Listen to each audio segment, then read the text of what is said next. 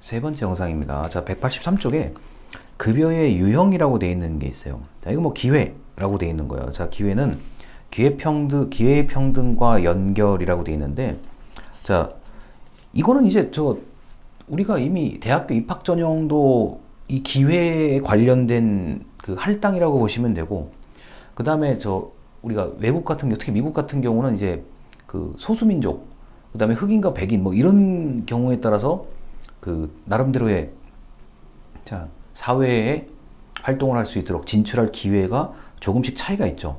뭐 지역인재 할당, 양성평등 할당, 뭐 온갖 게 다 있잖아요. 이런 거 다 기회입니다. 그래서 매우 많아요.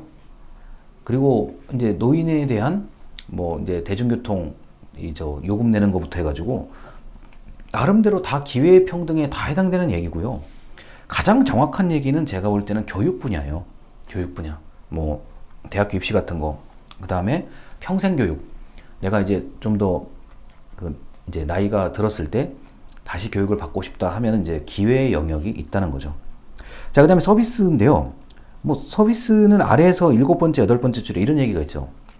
자, 특히 다른 공공정책과 다르게 사회복지 정책의 정체성이라고 볼 수도 있는 심리사회적 속성을 드러내는 급여의 유형이다.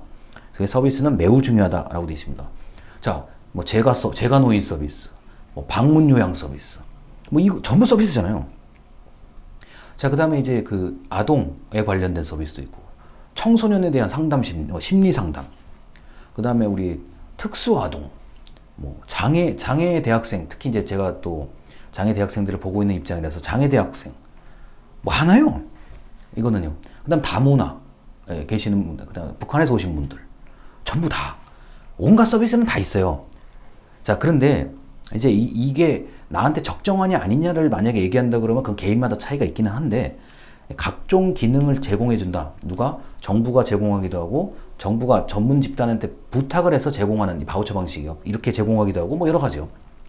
자, 그 다음에 자원봉사도 나름대로 서비스예요. 그것도요.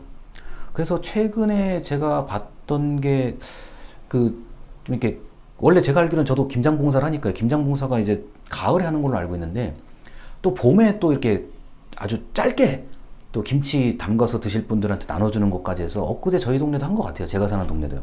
그래서 이런 것들도 일종의 서비스죠. 아니, 우리가 배추하고 고춧가루 사는 것도 일단 돈이잖아요, 다. 그 나름대로 십시일반으로 돈 내가지고 뭐 그게 어찌됐든 간에 돈 모아서 그거 가지고 한다는 거 아니에요. 그래서 이렇게 서비스에 대한 얘기는 굳이 더 설명드릴 것조차 없을 정도로 많죠. 자, 그래서 184쪽에 보면은 뭐 공적인 서비스와 사적인 서비스까지 돼 있는데, 물론 사적인 서비스는 간단해요. 돈을 더 내면 돼요. 이거는 뭐 더 얘기할 게 없잖아요. 그래서 이 서비스는 사회복지 영역에서 상당히 중요하고 많은 비중을 차지하고 있는 겁니다. 자, 그 다음 184쪽이 현물이죠. 자, 현물 같은 경우는 우리가 맨 아래에서 이제 세 번째 줄에 갑자기 1930년 뭐 스웨덴 얘기가 나오는데, 여러분 이 스웨덴 같은 국가가 이제 대표적인 현물 서비스가 뭐냐면 베이비박스라 그래요. 베이비박스. 이게 아이가 태어나면 그 아이가 태어난 곳으로 그 아기에게 필요한 상자에 다 있어요. 그 상자 안에 그거를 가지고 가족에게 전달해주는 서비스거든요. 이거를 제가 스웨덴 홈페이지 이걸 들어가 보니까 우리나라 돈으로 한 52만 원 정도로 보여요. 그 상자 안에 뭐 온갖 게 다 있어요. 뭐 아이한테 입힐 수 있는, 그 다음에 그 젖병부터 해가지고 다 들어있거든요. 그 다음에 그 상자를 이른바 어느 정도까지는 침대로 쓸 수 있게끔 설계가 되어 있더라고요. 그 홈페이지 보면은 재밌어요. 이제 우리나라도 이렇게 클릭을 하면 코리아라고 돼 있고, 코리아 이렇게 클릭하면은 주소만 제대로 입력하면은, 주소 입력하고 돈만 내면은 우리나라도 들어오는 걸로 제가 알고 있거든요. 그래서 그거를 보고 제가 현물 서비스에 가장 대표적인 사례가 이제 베이비박스라는 거고, 그걸 이제 영국의 스코틀랜드에서도 그 비슷한 제도를 하고 있고요. 뭐 저도 예전에 이 베이비박스를 우리나라에 저출산에 기여하자 그래가지고 정부에 공식적으로 건의한 적이 있습니다. 한 5년 전인가요? 그때 당시에 공식적으로 건의를 했는데, 그 담당자하고 얘기를 해보니까 이게 돈이 많이 든다는 이유였어요. 돈이 이게 500억, 1년에 500억 이상의 돈이 들게 되면은 이게 국회에 그 예비 타당성 조사라는 게 있어요. 그걸 거쳐야만 되고 굉장히 복잡하더라고요. 그리고 이게 때에 따라서는 이걸 하기 시작한다 그러면 이게 자, 법령을 조정해야 되는 일까지 있어가지고 담당자하고 당시에 진지하게 얘기를 했던 적이 있습니다. 자, 현물은 이런 게 있고, 이제 우리나라에서 가장 널리 쓰일 수 있는 현물은 이제 재해구호, 그 다음에 뭐 이렇게 산불이나 지진 때문에 뭐 체육관이나 학교 운동장에서 잠깐 피신을 하셔야 되는 분들에 대한 재해구, 뭐 물, 담요, 그 다음에 이 몇 명이 잘 수 있는 텐트까지 해가지고 이 현물에 대한 거는 굉장히 다양합니다. 그래서 그 185쪽에요. 자, 요런 얘기가 있습니다. 현물에 대한 거. 자, 위에서 두 개요. 동그라미 1번과 동그라미 2번. 자, 동그라미 1번 현물급여의 장점은 자, 규모의 경제다라고 해서 많이 만들면 만들어서 제공할수록 비용이 줄어든다라는 게 있고요. 자, 그다음 두 번째가 사실 중요한 이유죠. 자, 목적대로 정확하게 전달될 수 있기 때문에 효과적이다. 자, 이른바 눈에 보인다라는 장점이 있죠. 그래서 과거에는 이런 게 있어요. 뭐 100만 원을 기부한다라는 것보다 100만 원어치의 우유나 빵을 사서 기부하면 더 이렇게 보기가 좋잖아요. 이게 솔직히 이런 말 하면 안 되지. 보기가 좋잖아요. 그리고 가장 강력한 현물급여가 제가 볼 때는 연탄이에요. 연탄하고 김치 담근 거하고 그 다음에 이제 여름에 봉사활동 할 것으로 예정되어 있는 삼계탕 봉사요. 삼계탕. 자, 드세요. 현물이잖아요. 우리가 돈을 먹는 거 아니잖아요. 이게 이제 가장 누가 봐도 깔끔하고 뭐 조사받을 일 없고 감사받을 일 없고 뭐 김장통 같은 김장 한 거 통 같은 거 막 우리 그 플라스틱 박스에다가 100개 딱 쌓아가지고 사진 찍으면 누가 뭐라 그래서 아무도 없거든요, 이거는요. 그래서 현물급여가 가끔은 죄송합니다. 자, 현금보다 돈보다 현물이 훨씬 더 유용하다라는 거는 제가 뭐 익히 경험하고 있는 겁니다. 자, 그다음 바우처인데, 자, 바우처라는 거는 그 중간에 이제 185쪽에 보면은 책에 그 중간 아래 부분 보면은 자, 푸드 스탬프라고 해서 미국에서 지금 시행했던 아주 유명한 바우처 종이 쿠폰이죠. 이제 이걸 우리나라는 전자 바우처로 했기 때문에 신용카드 형태로 다 하고 있죠. 자, 그래서 신용카드로 해서 아이에 관련된 거 있고 에너지에 관련된 거 있고 문화 바우처 같은 거 다 있잖아요. 자, 이런 것들은 특정한 용도에만 쓰게끔 하기 때문에 관리가 가능하다. 그 다음에 사실상 뭐 나름대로 좀 찾아다녀야 하는 불편함은 있지만 가서 내가 원하는 서비스를 받을 수 있다라고 하는 게 있죠. 자, 그래서 뭐 대표적인 게 식권이고 그 다음에 뭐 여러 가지 바우처들이 많아요. 그래서 그 186쪽에 보면은 그 네모칸 이렇게 연두색으로 되는 네모칸 보면은 바우처의 특징이란, 자, 바우처의 공식적인 우리나라 법률적 명칭은 이용권입니다. 이용권의 특징은 자, 뭐 관리하기가 좋다. 사회적 통제 효과도 어느 정도 거둘 수 있다. 뭐 이런 게 있고요. 뭐 구매력도 확보가 되고요.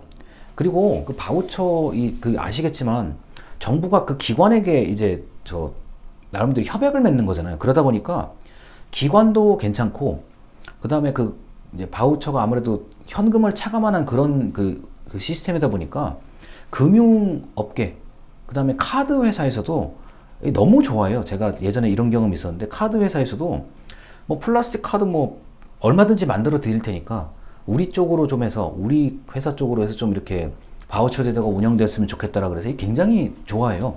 그래서 복지 영역만 좋은 게 아니라 이게 금융 영역까지도 바우처 제도는 환영을 하고 있습니다. 자, 그래서 이렇게 된다는 거 정도고 그 다음에 이제 그 187쪽에 뭐 여러 가지 얘기들이 나오는데요.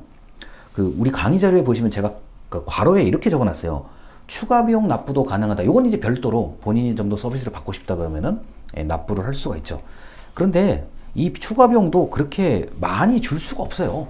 그러니까 많이 받을 수 없게 돼 있어요. 그러니까 비교적 저렴하게 자, 추가 비용을 납부하도록 한다는 점. 자, 그리고 지금 185쪽의 제목을 좀 보세요. 자, 세금 공제라는 게 있거든요. 이거를 다른 단어로 바꾸셔야 됩니다. 이거는 제가 강의절에 적어놨던 게 있는데 조세 지출이라 그래요. 이걸요. 조세 지출 예산이라고 표현해요. 조금 더 정확하게 얘기해요. 자, 그래서 조세 지출이라는 거는 자, 무슨 해당되는 사람은 감면한다. 자, 세금을 감면한다라는 거. 요런 게 바로 조세 지출이라고 보면 됩니다. 무슨 말이냐? 자, 정부가 그 대상자에게 현금을 주느니 주는 것만큼 아예 내지를 말라는 게 바로 조세 지출이라고 얘기를 하고, 뭐 소득공제, 세액공제, 비과세 이런 것들이 조세 지출 예산의 대표적인 종류들입니다. 그래서 그 감면까지요.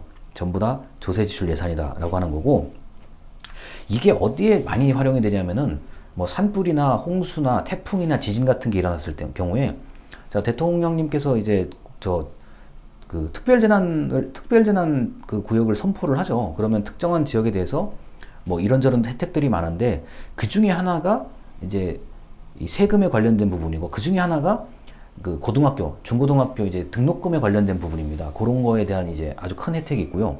그 다음에 아주 심한 경우, 특별재난 지역이라고 하더라도 굉장히 더 심한 경우가 있잖아요. 예전에 경주 지진 같은 경우는 제가 알기로는 그게 이제 세금의 이연이라 그래요. 세금을 다음 연도까지 늦춰서 낼 수 있다는 얘기가 세금의 이연이라 그러거든요. 그래서 그런 것들까지 조세 지출 예산이라고 보시면 되겠습니다.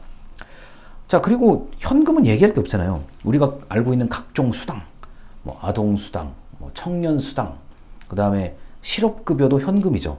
자, 이런 것들, 그 다음에 이제 융자, 대출, 그 다음에 아예 정책자금이라 그래서 뭔가를 지원해주는 것들, 전부 다 현금이죠. 자, 현금의 장점은 더 얘기를 드릴 게 없습니다. 아주 간단한 얘기고, 뭐 소비자, 그 다음에 수급자가 마음대로 쓸 수 있다는 점에 대해서 뭐 여기에 대해서는 더 설명 안 드려도 아실 겁니다. 189쪽까지입니다. 자, 그래서 이 수당을 얼마나 지급하는지가 지방자치단체마다 약간씩 다른 경우가 있고, 전국 공통으로 되는 경우 있다 정도만 보시면 됩니다. 자, 그 다음 권력인데, 자, 이 권력이, 이게 지금 책에는 189쪽, 190쪽 정도로밖에 안 나와 있는데, 권력은 그겁니다. 자, 그 제도적 복지 쪽으로 갈 거냐, 아니면은 자녀적 복지 쪽으로 갈 거냐, 이거 굉장히 중요해요. 권력은요. 그리고 자원을 제공하는 주체를 바꿀 수 있는 것도 권력입니다. 자, A라는 업체가 뭐 불만이 많다. 그러면은 그냥 빼고 다음에는 B 업체로 선정한다. 또는 자, 원래는 했던 대로 계속 하는 게 좋지만 공개 입찰 방식으로 전환을 해서 공정하게 더 저렴하게 경쟁시킨다. 권력이에요. 전부 다요. 그래서 광범위하게 적용되는 경우고, 아까도 제가 얘기했지만 재분배 정책. 자, 다른 어떤 특정한 사람에게 세금을 더 걷어서 그렇지 않은 사람에게 활용한다는 이 재분배 정책도 사실 할 수 있는 이유 중에 하나는 권력이에요. 자, 그래서 정치 권력뿐만 아니라, 자, 행정부, 자, 정부의 공무원들이 가지고 있는 각각의 권한을 동원해서, 자, 뭐 아까도 얘기했지만 입찰 방식을 바꾼다든가, 또는 서비스 제공 주체를 바꾼다든가, 이런 것들이 있을 수가 있습니다. 그래서 이게 좀 복지 영역하고는 좀 다른 얘기인데요. 그 청소 용역업체 선정하는 거, 이런 것도, 그 다음에 정화조 청소, 우리가 그 아파트라든가 일반주택 정화조 그 청소하는 거 있잖아요. 이런 것도 다 나름대로 민간위탁 서비스인데, 뭐 그 정부의 그 지방자치단체 그 나름대로 허가해주는 것도 다 권한이죠. 자, 이런 것들 전부 다 권력인 거고, 그 다음에 이제 버스 노선, 뭐 시내버스나 마을버스의 노선 같은 것도 가끔은 정부에서 조정을 하죠. 이거 노선이 너무 길다, 줄인다, 뭐 그것도 상당한 권한이에요. 엄청난 권한이에요, 그게요. 그 다음에 이게 자, 그 노선의 수익이 나지 않는 그런 지역들도 많아요, 사실 우리나라에. 이런 경우는 이렇게 따로 별도로 명령을 하죠. 요렇게 운행을 해줬으면 좋겠다. 그래, 노선 변경과 조정을 할 수 있는 권한이 있죠. 아니, 우리가 뭐 저도 자동차를 뭐 소유한 자동차가 없어요. 저도 차 안 가지고 다니고 차 아예 사본 적도 없고 운전대 잡아본 사람이 아닌데, 그 대중교통을 이용을 할 때 모든 사람이 다 그래도 좀 납득할 만한 그 수준에서 이용을 하게끔 해야 되잖아요. 예, 그러다 보니까 거기에 대한 치열한 논쟁들이 있어요. 뭐 노선을 왜 A로 가야 되는데 왜 B로 가느냐, 그 다음에 지하철역 어디에 세워야 되느냐, 그리고 뭐 아시는지 모르겠으나 우리 전철 탈 때 보면 1호선이요. 급행 전철이 서느냐 안 서느냐 가지고 엄청나게 말이 많아요. 그래서 이런 것들을 다 조정하는 것은 어떻게 한다? 그게 가장 강력한 권력이에요. 권력과 권한입니다. 그래서 사회복지에도 이런 얘기가 있다는 것까지 알아두시면 되겠습니다. 자, 여기까지 얘기를 하고 그 다음에 이제 오늘의 마지막 얘기로 넘어가도록 하겠습니다. 감사합니다.